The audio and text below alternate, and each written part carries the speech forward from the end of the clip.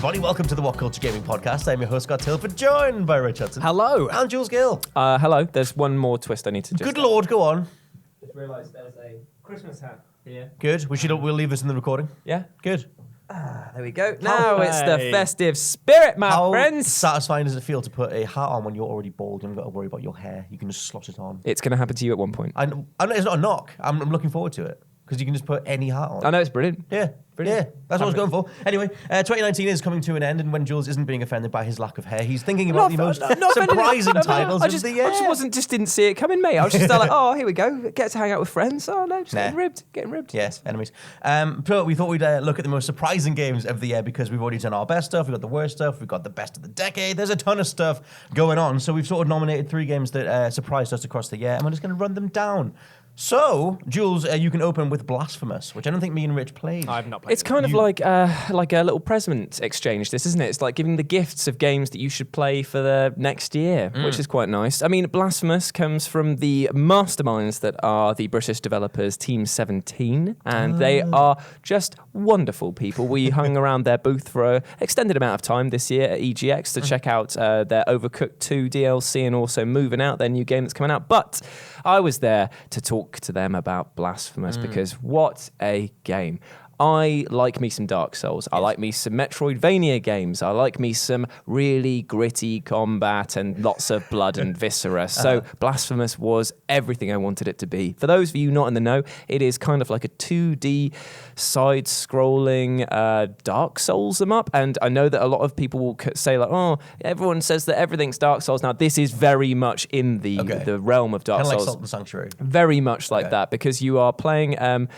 You're playing this character who is looking to try and understand and free the world from its guilt and sin. It's based heavily in Catholicism and sort of the eternal guilt and suffering that is within us all, apparently. And it details... I mean, I don't feel guilt or anything like that. But the thing is that it's huge boss battles, incredibly tight controls and platforming, devilishly devious traps, and a combat system that is weighty but allows you the flexibility to upgrade all of your moves. So it kind of, your character doesn't level up as it does in, say, games like Dark Souls by hitting harder. It just means that they'll be able to do more, as in like do a dash jump or be able to like do like a sprint or something like that. So in terms of like upgrades and stuff, like, yeah, because you said like, does it like change over time in terms of like fundamentally? Yes. Because that was one thing that I thought got in the way of something like Salt and Sanctuary. This is where the Metroidvania aspect comes in, because of the fact that you will find areas that are locked off or items that are out of your reach that will upgrade your character in different ways or give you more currency to spend,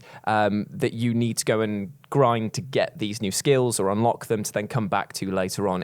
And the world itself is brilliant because it does one thing so well that I feel that so many games get wrong, and that is checkpointing. Like, how many times have you played a game where it's either held your hand too much and it's been like after every step it's like autosave, checkpoint, because it's afraid of losing your interest, or you go like months and months, you've written letters to the front and had them come back and you've died in the meantime sort of thing. It's very hard to do them right, but Blasphemous does a very good job by having you go into new areas and you will hit a sort of central hub area. That's where the bonfire-esque thing will be, or the shrine.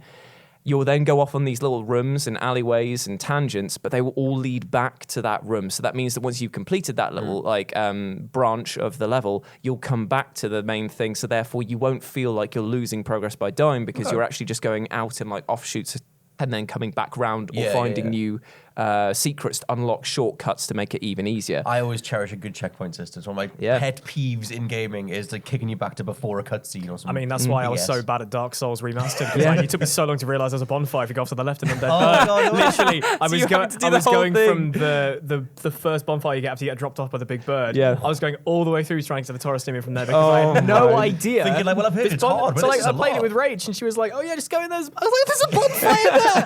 Oh God. It's not good. Rich, one of your first picks was Tetris 99. Yes. A game none of us saw coming, but it's brilliant. Like, I played so much PUBG when it first got released into early access on Steam. Friends and I picked it up and we played it like solidly for about a year and a half, towards 2 years, like after 1.0 release, and we absolutely loved it. We got to go to PGI last year in Berlin, which was just amazing. And But the only thing is I was burning out in Battle Royale big time. Like, I played a bit of Fortnite when that first came out and I didn't like it. I still stand by that I'm not really a fan of Fortnite as a Battle Royale game in terms of the way they mechanically added in all the building and stuff. I don't like that idea of building your own cover. I'd rather use the world, the environment that the developers have given you. I played a bit of Apex Legends. It's very good, but again, I was still kind of burned out in Battle Royale. And then Nintendo turned around and said, "Hey, do you want Tetris?" But with 99 players in Battle Royale, and it's weird because like people don't understand that there's actually a whole battle mode in Tetris. There has been since the original Game Boy version, and people don't know that it's a thing. And I stand by that it's genuinely a fantastic couch co-op time is playing Tetris battle games. And when they said, "Hey, we're just going to take the mechanics of this, which I already knew, and put it in Battle Royale," and it's like, why does this work so well? And after playing so many different Battle Royale games, it is genuinely the best one. I love that you can see like your field in the middle, 98 other people playing alongside. Wait, so you can see all of them? Yes, everything is live. How does that not like become overwhelming? It's not that distracting. You can't actually see very clearly what other people are doing. You can basically see a rough idea. You can see the garbage lines they have.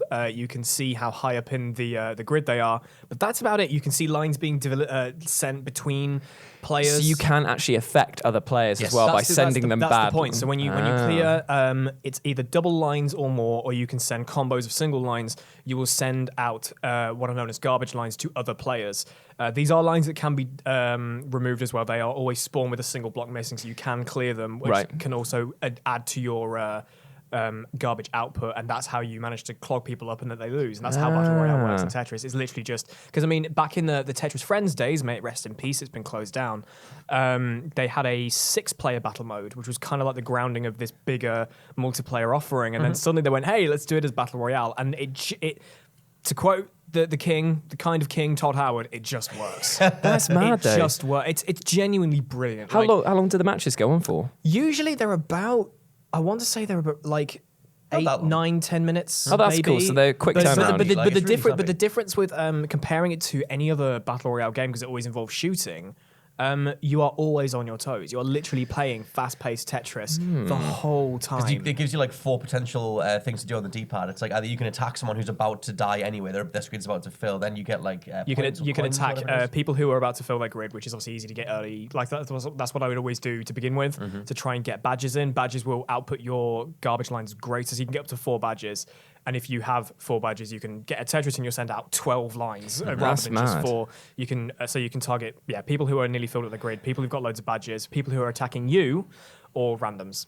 And you can actually specify a target as well. You can move the little reticle over a particular grid, which doesn't really work in practice because you need to be focused on your grid. But so if there's somebody you know who's playing in your friends list and you just want to absolutely bash them, you just go like bang, bang, bang. To work out who that person is somehow, it's probably next to impossible to do that. But it is a potential thing you can do. And it's genuinely, like, for people, like, it is a weird concept. Like, I remember watching the direct at home that night, and literally it was like, it's out tonight. And I was there on my sat in bed, refreshing the store, waiting for it to come up. You were definitely making that hand motion, mate. I was, I think it's worth mentioning that it is free if you already have the Nintendo Switch online. You need an online subscription. That's cool. It's so good. It's kind of a shame it's been published by Nintendo. I wanted it to be published by the Tetris company so it can be released on other platforms as well, because it'd be so good.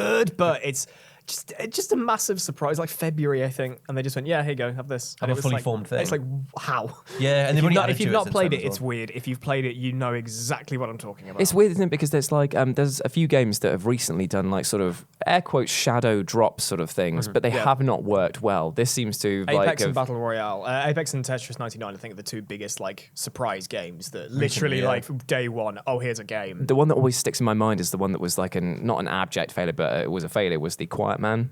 Oh God! Yeah, it had a very quiet launch, and then it had a quiet disappearance. It very much was the quiet one. My pick is Catherine Full Body for my first one, which is re-release of the 2011 game, but they added like a whole character and storyline to it and kind of bulked everything out. But that whole game, it's by Atlas, like the Persona people. The thing that I love is just it's about that like mid-20s period of our like collective lives where you sort of leave the education bubble and you don't really know like how much you're supposed to settle down and how much you want to give up like the single life and whether you should be committed to a certain partner. And then, oh my God, once someone else is pregnant, and where does that leave me? Yeah. And whatever else. And they just. I mean, I didn't have that last one, but that's okay. No, I mean, but still, they go like headlong into that stuff and just give you like so many different choices that you can make alongside this like puzzle aspect of the game. Yeah.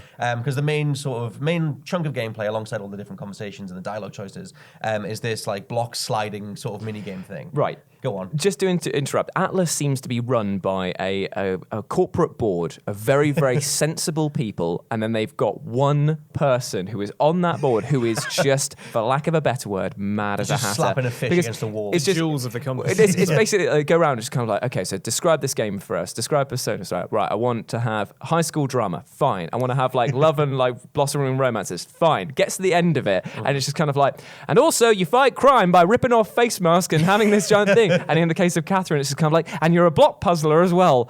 I'm sorry, what? And all the men are weird little goats, and it's because they're all. The thing is that the thing that it nails is that sort of like slobbering archetypal approach to like male sexual fantasy stuff. When you're growing up and you're completely just like owned by your own teenage thoughts and just being like, oh, women. Like this is the game. It's phenomenal. The best thing about it is the fact that Vincent is not a good person. Like because even if you try to, he still fumbles through a lot of like. He's a buffoon. Yeah, like, he's an idiot. Like, and I feel like that's a good example of a fairly well-written character, because just because he's not likable doesn't mean he's not well-written. I still think he's likable. I just think he's an idiot. You do grow to like him depending on your choices, because you make his experiences your own. Yeah. But like if you boil down what he does to people, how he treats people, and where he's going, it's the Scott Pilgrim syndrome, where basically starts off as a douchebag, but you can redeem them if you are a better behaved person. Yeah, I would challenge the douchebag thing in terms of I'd find him likable, but I think that the way that they play him is to be a moron. They put him in a situation that is terrible. Being likable and being a douchebag are two separate things, because like Scott Pilgrim is a good example again because of the fact that he is a douchebag, but you root for him in a way because of the fact that he's a likable, funny person. Same thing with that. With this, like you have the whole thing where Vincent is dating Catherine with a K, and then she leaves him. She like reveals that she's pregnant, and then she leaves the diner one night, and then the next thing he wakes up next to this girl called Catherine with a C, and he's just like, what the hell? And he can't remember anything that he's done, and you just play from there. And like I said, the main gameplay is this puzzle-based thing, which is representative of him getting his thoughts in order, is what it's supposed to be. But you also make a ton of dialogue choices alongside that, in regards to his approach to relationships and commitment and where he's at and what he wants to do. And there's like 12 different endings based on where you go. Plus the bosses, they all represent his like deep-seated fears. Yeah, like you fight like a big demon baby because he's like, oh my god, this thing's coming for me, and it's going to take away my like individuality, my independence. Doesn't it have a chainsaw in its mouth? Or the second time you fight it, I think. Yeah, it's just mad. But that game is just—it's so recommendable. It's so well thought out. Like I said, it dives headlong into that just hormonal nightmare that is your sort of early 20s and like late 20s. For sheer fun and bants, I have printed out. Lols. I've typed out some of the questions that the game asks you, because every night when Vincent goes to sleep, that's when you do the get your thoughts in order stuff. Yes. And then he ends up at the end of like this sort of area where he gets asked one question. It's always a 50-50 split, and your answers to this stuff then get compared with every other player around the world, so you get to see what the world thinks of commitment and marriage and babies and everything else, which is brilliant. Whenever you do those things in games and it comes up where you are in the mass minority, I always just think like, oh god, what have I done? I've made a huge error somewhere. That's the thing though, like finding out like sort of what the world thinks of like certain topics that this thing goes into, I think is a great window into like, because that's the collective space that he goes to at nighttime, is this space where all these other like useless men turn up, and they're all just viewed as like sheep, and they're all trying to find out where they sit, kind of thing. So I'm going to ask you guys some of these questions, and you have to pick one or the other. Oh god. I think I've got 7 of them. So your lover is cheating on you. Do you break up with them or make them end it? You can only pick one or the other. You got to break up with them. Break up with them, yeah. If you find out, definitely. Yeah, so I think that's what I would with at the time as well. So I thought that was like a trick question then. Almost. I was so prepared for it to be weird. I was like, no. They're only one or the other, and because usually it frames it as like a blue choice or a red choice, but I guess like the red one tends to be more evil in the end. I remember when I was playing through it, talking to Ben Roy, he was just like the biggest sort of like Jack the lad, sleeping around, like going for whatever, trying to date both Catherines and then the other new characters. Why does that not surprise me? Whereas I was like trying to settle down and be like, let's make this work. You're totally pregnant. I'm going to make this work. Like, Mr. Marriage over here. And then we ended up getting the same ending. And I was like, how did this happen? But not to worry. Next one. Is it easier to love or be loved? to love or to be loved? Speaking from personal experience, it's very easy to love, I would say. To Yes, be I'll go love with to be that. love is hard because you have to accept yourself and accept that what other people see in you is worthwhile, and that takes a lot of effort. I think it's easier to outwardly love than to be loved because I tend to give more than I take. And then it life. ends up being very easy to be hurt as well. I know. Welcome to the WhatCulture Sorrow Cast. Rich is To love, yeah. Yeah, love. I can't put any kind of like eloquence on it. Like, yes, I just love people. It's fine. That's fine. Does life begin or end at marriage? It begins or it ends. Jesus. I wouldn't answer for the world to I wouldn't answer is so good. either of those. That is the most bollocks The thing is, as someone who is married, it's neither of them because why are Exactly. you waiting to get married for your life to begin? Nor does it end because it's just a continuation. I would say that if you're going to be technical about it, you could say that your life technically does end when you're married because your life together begins. Yeah, which if you're doing it right is an extension I think it's 'cause- of your life anyway. Yeah. I think because of like the looking at like tropes of marriage on like screen, you hear that question. I heard the idea of like, oh, you're married now, you're tied down forever, your life's over. Yeah. Not like a Time to like watch you the say, X oh, Factor. it's because Yeah.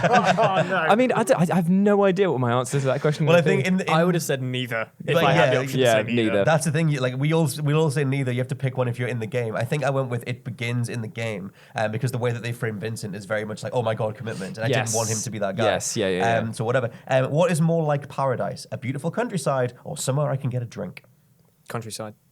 Yeah, Countryside's good. Definitely countryside. Countryside's good. I mean, like, right, okay.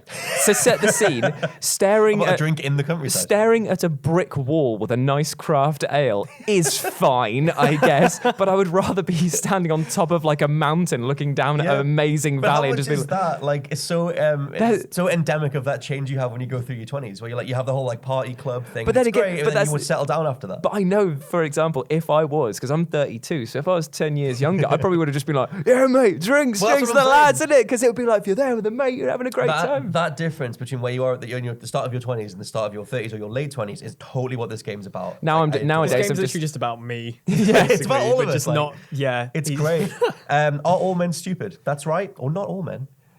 all men are stupid. I I think I went with not all men. Yeah, I just said not all men. Yeah. No, I think that all men Jules. are because all people are inherently stupid because without that you have no understanding of a concept of comedy and you have to have tragedy and silliness to be All right, comedic. philosophizing. I'm sorry if I give a well-balanced Is it answer. okay to lie if you'll never be caught? No problem Jesus. there. Or I still can't lie. I went with I still can't lie because I made a What was the promise. first yeah, one again? No problem there. I'll just lie, whatever. It doesn't matter. No, because they're two extremisms. I know. Everyone has white lies in their life. No. You I try to be honest as much as possible. Okay, I'd say that empirically, no. Obviously, you shouldn't lie. Yes. But we all have lied at some point in our lives. There is no middle ground. There is only the binaries. If it specifies like you'll literally never be found out for it. Yes, yeah. I If guess it's fine. okay to lie if you'll never be caught.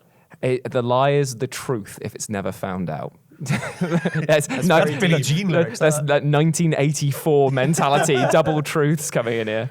Rich, are you going with it's okay to lie if you'll never be found out? I guess. Yeah. I love the fact that you're saying it with such a pained expression. But yeah, because as you said, you have to live with the lie. it's that's the whole because it's point. like you don't. There is no middle ground to that. And Yeah. in the reality of life, there is always that middle ground. I We're being don't like- offered- Hence why it's like marriage is like neither. Like Yeah, it's kind of still saying neither to that as well. And the last one is more of a banter one. Could you ever be paid enough to go nude in public? Never. Or how much are we talking about? Never. How much are we talking about? No. Like seriously, if somebody's willing to pay, like this is the same mentality that Carl Pilkington approached it with on Idiot Abroad, I love Carl which is a very funny TV show. When he said, "Would you rather be a pauper looking at a castle or the king looking at a slum?" And he said that he'd rather be a poor person looking at a castle because he gets to look at it. And it's nice. The king has to look at his crappy home, so the view from his place is actually Or bad. just look towards the mountains and enjoy the castle. But still, I'm just saying that in that case, I'm not the one that's got to look at the body; it's everyone else. So I'm actually all right. I have to look at this every single day, you're so I getting paid can't. as well. I can't change it. So Assumingly like, a few million for how much you'd have to agree to. exactly. I Yeah, but a few million, not a few hundred. Yeah, definitely. Yeah, you need more. It's 50 quid. Just whatever. It's 50 quid. I think, Yeah, I think you've only got to do it, like, the amount that the entertainment rolls through any given topic within a 2-week window means that it would be completely forgotten about it immediately. But I still wouldn't want to run through a place naked. So Fair enough. No. Anyway, so that was all some Catherine stuff.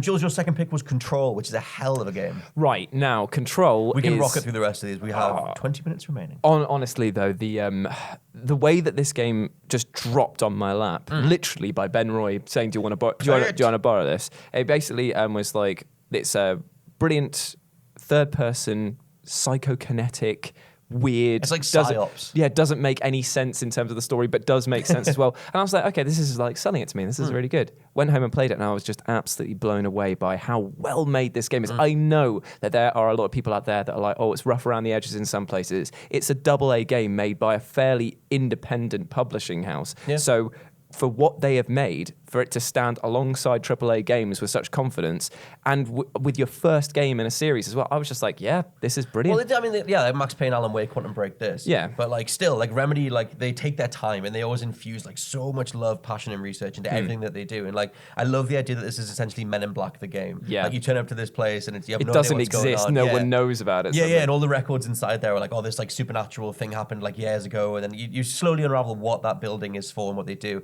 And the fact that James McCaffrey, Max Payne himself, is the voice of the director, like on the other end of the phone that you talk to throughout the game.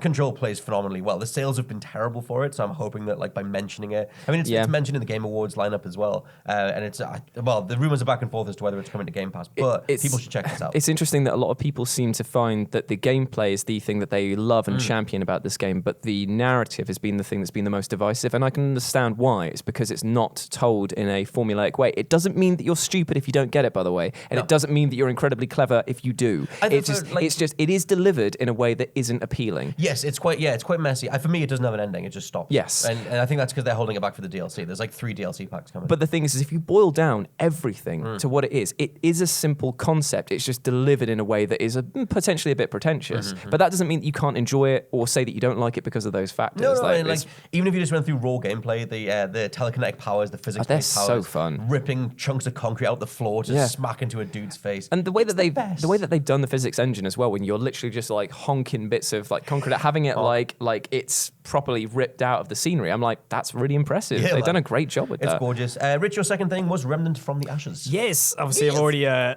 sort of put across my relationship with the Souls series. It's something I'm getting my head around a bit more so. Dark Souls 1, or Dark Souls Remastered more specifically, like I'm starting to get my head around a bit more. But the Souls-like stuff is something that's more taking my fancy, especially this year. And Remnant was one of those things. It literally landed in my lap. A game that people have been talking about, and it's basically, you know, the way you boil it down is it's Dark Souls with guns. I've already talked about it a couple of times on pods before. But you know, because I love me some shooters, and I really respect the Souls formula and what it is and the challenge it brings. And this is the perfect blend of the two, and it's something that I just found myself completely lost in for a solid week.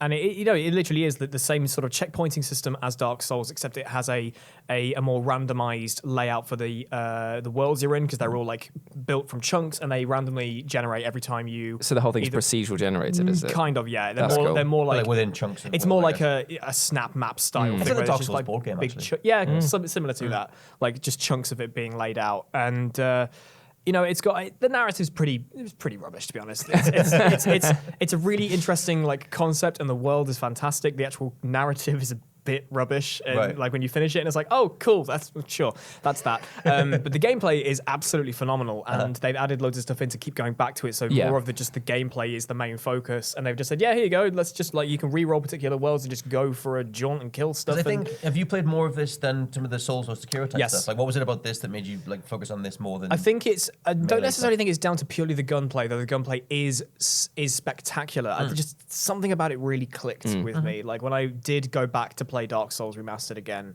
and I did put more time into it, I was like, cool, this is good, but this was a game that literally just completely drained me. Like I was sinking like 8-9 hour stints into the game over a weekend just with a friend, because you can play up to 3 players in co-op, and we would just sit and play. We basically played through the whole game together in an evening, and it was just amazing, and I keep needing to go back to it because there's obviously, like I said, they've added stuff in where you can just re-roll because there's like 5 or 6 different worlds to be in. You can either be in the actual world, like it's like an island that's been torn down by the root, and then there's like different like worlds to go to with different enemies and so on, different bosses, and you can just re-roll it and play through it again, and it's just, I don't know, it's literally Dark Souls with guns, and it seems extremely focused. I keep saying to people it's so worth playing. It's on Game Pass, Yes. on both. I think it's only on Xbox. It's on Game Pass. It's not on Game Pass on PC, but you can get it on Steam.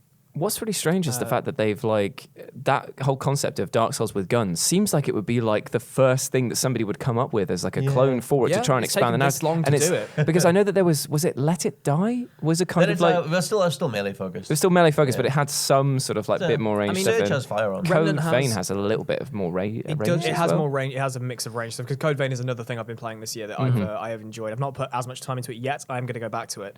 But no, Remnant's fantastic. It's made by the people who did Darksiders. It's Gunfire Games who like I adore. Is it Darksiders? Yeah, they did their remaster. Yeah, I mean, yeah, they went through the Vigil, then they became Gunfire and whatever. But they're a really solid studio. And they've produced this, and it's fantastic. Like you still get your whole loot grind, you get to level up your weapons and so on and so forth. There is a bit of melee involved as well. You just have your main like 2-hand rifle, a single pistol, and then your melee, and it's just going in like that. But you've still got all the big flamboyant boss fights that you would expect from a Souls series, except like you're literally fighting Shrek at one point. What? It's quite literally like when you arrive at this area, it's like, oh my god, it's literally Shrek's house. Is it just like get out of my swamp? And it's a troll with massive tits, like with a big hammer swinging around like it's a bloody shot putter, and it's like this is ridiculous, and I absolutely love it. I've got it downloaded for Game Pass. You need to try it. It's something. It's honest because like, some people it won't click with because again it is a Souls-like, but it's a new kind of Souls-like, and it's something I just clicked with so well. Fair enough. And awesome. Just absolutely fantastic. Speaking of absolutely fantastic, Call of Duty Mobile is my second one, which I didn't think would be that's strange. Would even work, but I think it's phenomenal. It is. I just could consider the fact that they could. Oh Jesus! Oh, he's dying. My throat's betraying me for recommending Call of Duty, but COD Mobile, they could have messed it up so much. It could have been the most microtransaction riddled mess that barely gave you anything and asked you to pay like a monthly fee, Mario Kart Tour style, to even unlock like the sort of stuff that you would want to play with. But it's not that. It's the most. It's just so robust. It kind of plays like a greatest hits of Call of Duty, just compounded into one thing. The zombies mode is obviously naff. Like zombies mode's bad. Yeah, but the they included the battle royale in here, the blackout mode if you want to play that. But for me, it's just like TDM and domination as always. It plays butter smooth, like 60 FPS. It actually has a control scheme that I think works extremely well, and it does that standard Tencent thing that they did with the mobile version of PUBG, where they put you in with a bunch of AI players at the very beginning, so you can learn the ropes and get used to stuff. And then they slowly filter out, so you're playing with more players over time, and eventually you can totally tell when you're against AI at the beginning because you get your ass handed to you. Yes. Well, sometimes either they'll like laser shot you from across the map, or sometimes they just stand there like waiting for you to take a shot, and it's like, okay, either that's a bad player or that's an AI, but it lets you get used to the ropes, and you can do everything in this that you can do in a standard COD. That's cool. In terms of like knee slides and the general sort of weapon layouts and the upgrade systems, and just it's Call of Duty Mobile. It's the thing that you wouldn't think they would get right, but because it was handled mostly by Tencent and like a different studio as opposed to Activision digging their claws in and monetizing everything, I think it's a robust free Call of Duty on phones, which I just didn't see coming at all, and I've pretty much played it nearly every day. Like I just love a good few matches. I mean, that's the biggest testament of it all. It's like if you can say that you have played it every single day, then it's clearly got to be doing something right. It's just and it's just like I dovetailed off it a bit when Modern Warfare came out, but it's just like it is exactly what it says on the tin, and it's just I know that that's a basic thing, but to get Call of Duty working to this level, with the amount of different maps that they've put in it as well, from all like I said, the greatest hits of Call of Duty from the last decade or so, it's exactly what it needed to be. It's to be honest, perfect. We need games like this to absolutely champion the concept of mobile gaming being a legitimate platform, because unfortunately it is the bloody Wild West at the moment. Still, like you go there and the amount of just horrible mobile games that go out there, like it's unbelievable. I mean, like I think because I don't know whether Tencent did Fortnite Mobile as well. They might have done, but obviously they did PUBG, and like PUBG, Fortnite, and COD have done exceptionally well on mobile. They're showing that mobile can be a platform to be taken seriously. Even like Activision have genuinely looked at mobile before, because I mean there was Call of Duty Strike Team, which was kind of like the those weird top-down / first-person missions from Black Ops 2 being turned into a game. They had the Black Ops Zombies and World at War Zombies back on mobile, which I played to death on my iPod Touch back in the day. But yeah, COD Mobile is fantastic. I've not played it as much as you, but as much as there is still all of that microtransaction stuff. When you launch the game, you get about 15 closable ads to say, "Hey, do you want some boxes?" But when you get past all of that, it still plays. You don't feel like you're being left in the dark if you're not churning money into Thankfully, they do have that thing every time you boot it up. It's like literally 4 different pop-ups. Like, no, I don't want that. No, I don't want that. No, I don't want that. But it's like tap, tap, tap, tap, and then you can just crack on. Fair enough. Otherwise, it's fantastic. And it is a shame that the zombies mode is bad, because if they'd have literally just said, hey, you remember that World at War Zombies game you played for hours and got to round 600 on Shi No Numa? Here it is again. They've butchered the zombies mode. It is kind of a shame. If it literally played like zombies, kind of like how the multiplayer is just multiplayer. Fair enough. If they'd have done that with the zombies, I would be all over that. Yeah. But unfortunately, it's not. That's kind of the one caveat for my recommendation, is that I'm not a zombies guy, but I think as a zombies guy, it's bad. Fair enough. Jules, your last one was Ape Out, which is like this jazz-infused playing as an ape, Hotline Miami top-down lovely thing. This is the thing. I absolutely adore Hotline Miami. It's just such a good game, and the sequel was like even better in terms of how like buttery smooth it was. So when I was told that this was basically like a game where you get to play as an ape destroying everything and like and decimating guards with barrels, I was like, okay, let's give this a go. And when I first saw it, immediately the visuals, I was like, they're striking, but they're not beautiful. It's not the Hotline Miami thing in terms of this weirdly vibrant, over-the-top thing that was kind of like psychedelic in your face. But when I started playing it and saw it in motion, I was like, oh, I get it now. It's because of the fact that it's like boiling everything down to its core concept of get from A to B in the most violent way possible. And I honestly loved it. Played it absolutely tons on the flight from Newcastle to LA to New York when we did the WrestleMania trip. I was just like constantly on it because I'm scared of flying. So for me to do that, I had to have something to play to get my mind off it. And going through that, I was like, oh my God, this is actually distracting me so well. The thing that I adore about it is that the music is all jazz based, but it's composed based on what you're doing. So like as you move the ape through, you get like the sort of like dung dung dung in the background, and then when you smash someone off a wall, you get the big cymbal crash, and it's so good. Like it sort of remixes on the fly, and like it goes alongside everything that you're doing. Like you said, with this kind of like almost like psychedelic like visuals, like all these really stark colors and oranges and purples and everything. Yeah, man, that game is like perfectly paced. I feel as well the only criticism I can level at it is in some areas it was a bit unclear as to how you were meant to progress in a few of them, but maybe it was just too short as well. There was I want more. I want like more stuff. I think it works as just this like injection of like sheer kind of like jazz adrenaline for like 3 hours. But for getting me through that long flight, definitely a surprise hit for me. Rich, your last one was Death Stranding, which we're running out of time, but we should talk about anyway. Very quickly, It's not so much that it is a surprising game. It's more for me, and I think for a lot of people as well, were surprised it was as good as it was. Because as somebody who hasn't been a Kojima fan ever and not played anything of Kojima's work ever, I was going in completely blind, and as you guys know, I was flip-flopping so much this year as to whether I cared, whether I don't, after the whole pissing thing at Gamescom. I was like, I hate this. I literally hate this. Funny enough, the mushrooms didn't get you in. Why are people praising this? But then 2 days later, you were like seeing him with the otter hat on, doing the like. It wasn't the otter hat thing. It was when they did the first briefing trailer, when the whole scene with Die Hardman in the White House. Like when that kicked in, I was like, cool, I'm back on board now. And then when it came around to like thinking, do I pre-order it? Do I get it? Oh, and I did, and I'm really I'm still not finished it, but I'm so happy I got it, and it has surprised me this year because I think it was my number 3 game of the year in my own personal list. And I just loved it. I was just genuinely surprised that I enjoyed it as much as I did, and I'm really, really happy that I now have a Kojima title under my belt, as it were. Like, because the thing, obviously, one of the things that switches people off about Metal Gear is just how vast and how silly things can get. Death Stranding felt so like boiled down, and even when when you're watching the trailers and stuff, things don't make sense. When you get into the world, everything just works. Oh man, it just works. And that was the thing. Like, it was literally when I think it was like the second main mission we have to deliver the body to the crematorium. And I think it was just that point when I thought, yep, this just works. Everything makes sense, and I have loved my time with it. I am annoyingly at the bit which you knew. It literally, I'd said to you, like, I've reached this bit in Death Stranding, and you went, it's this bit. It's the mountains. Like, oh god. So yeah, there's a point. I've reached the. I'm guessing this is like the only proper lull in the game. It's the bit where I was like, oh come on. I think this is where I need to force myself back into it, kind of like how I was with like The Last of Us, when I reached a bit of a point when I was like, oh, I can't be doing this anymore. You can kind of like I need to force myself through it to get past that point, but that's where I am now. And I will finish it, but just it's been an absolute joy to play.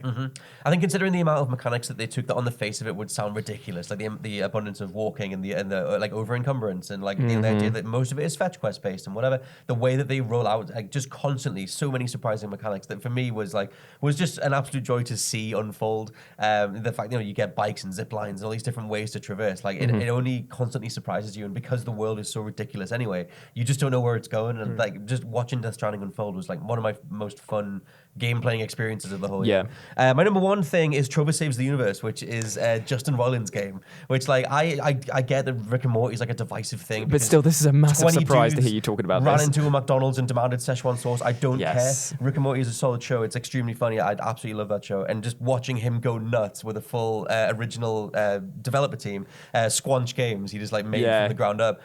You play as Trover, who has the same voices as Morty, and it's a third-person platformer. You can play it in VR, you can play it normally, but it's just the fact that his writing is all over it. It's clearly he just stood in a booth and improvised an entire thing, and then they coded around it. And the fact when you first come up against an entire race that all speak like Rick, and they're all just talking to each other and arguing with each other, and when you kill one of them, he's like, "You killed my brother!" Like, what the hell, man? And you can improvise so much in those little mini moments, and it feels like you're playing the game version of one of the channel hopping episodes from the show, where they're just like thinking of just nothing held back. And I just think it's hilarious. I think that show gets overlooked so much because some of the fandom is toxic as hell. Is it VR as well? Can be. You can play VR. That's cool. Because you play as a new race that lives bolted into their chairs. And you're just like floating around, so you can be that person. And just even the tutorial is hilarious. But I love the agency that you're given in that game, and you kind of feel like a bystander to all these weird little comedic skits. But you do have agency in them because you can run around and whatever. And just like accidentally killing someone's best friend or whatever. Or this guy tutorializing and saying like, "Hey, if you go, clean out the rats in the basement," and you go to do that, and he's like, "Not those rats. Those are my like. I've been keeping them for 10 years. Like, what have you done?"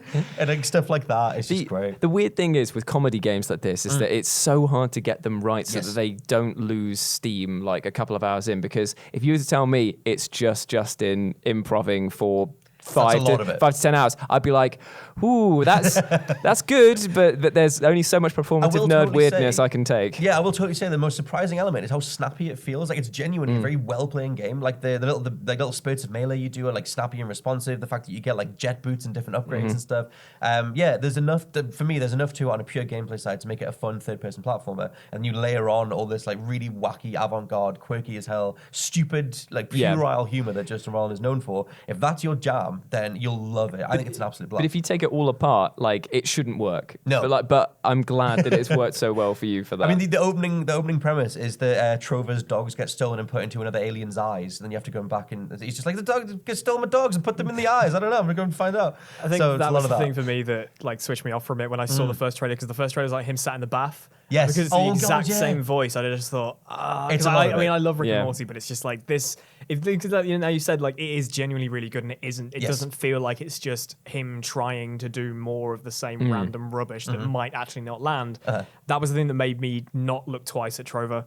I think, like I said, his whole shtick is just like elongating a joke for like way too long. But I think they do it well enough. And for me, enough of the jokes that do run on have been tied to set pieces or little sort of set piece moments that I think work really well. Even just talking to like I said, the vendor guy that's trying to sell you upgrades and stuff. I think all of that stuff's done really well. So yeah, don't overlook that game if the Rick and Morty fandom has put you off a million other things. Fair enough. I think that it's worthwhile. But yeah, so let us know what your favorites are down in the comments below. Come find us on social media if you're listening along on the audio platforms. And yes, I thought I would do a new outro, which I've scripted. Oh, okay. I thought I'd try and remember it, and I forgot. So Voiceover Scott coming. I know. I'm going to say thank you all very much for listening. Please give us a like on YouTube, leave a review, tell your friends, or just think happy thoughts. For now, though, this has been the WhatCulture Gaming Podcast. I've been Scott Tailford, joined by Rich Hudson. Thank you for having me. That was a lovely outro. I know, and Jules Gill. Thank you very much. I'll catch you guys next time. Bye.